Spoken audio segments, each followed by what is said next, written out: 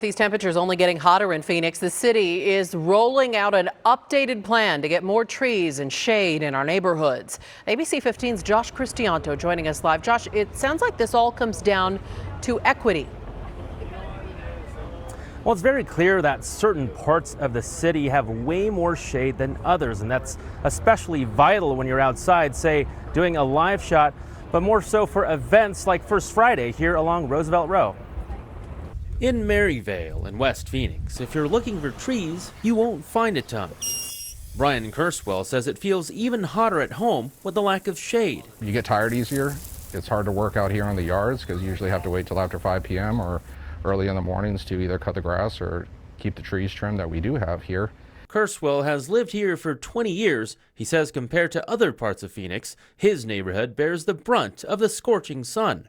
I mean, we are in, I believe, a low-income neighborhood, and it seems that we're neglected out here. And just by being here, you can already tell neighborhoods like Maryvale have the smaller percentage of trees compared to neighborhoods like Camelback East, which is a veritable forest in comparison. The city admits in their new Shade Phoenix plan draft, older parts of the community were built without adequate tree cover or shade structures at vital outdoor areas like transit stops. My colleague Garrett Archer breaks down the numbers. Google is sitting on millions upon millions of satellite images. One thing they've done with them that's a little less known is that these images is an estimate of the share of shade provided by trees across the globe. So Phoenix used this data to do an analysis of shade in their neighborhoods, and they found that 3 villages with over 15% tree canopy, that's Camelback East, Encanto, and Paradise Valley.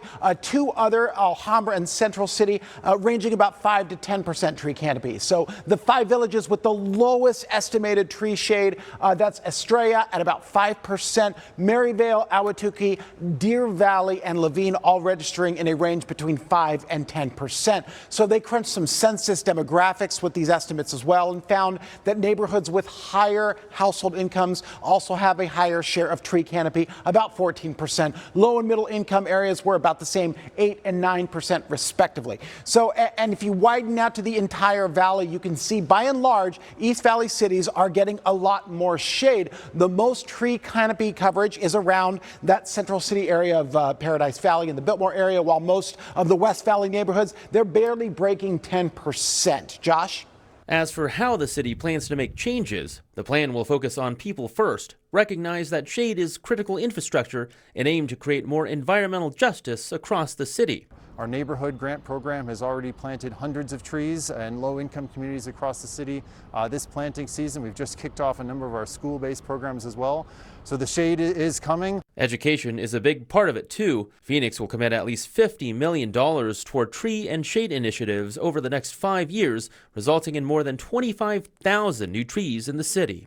Don't forget us out here. I mean, we're all tax-paying citizens out here, and we all want to be seen as equals throughout Arizona. And the Phoenix City Council will take a look at a draft of this Shade Phoenix plan coming up in a meeting on Tuesday. Back to you.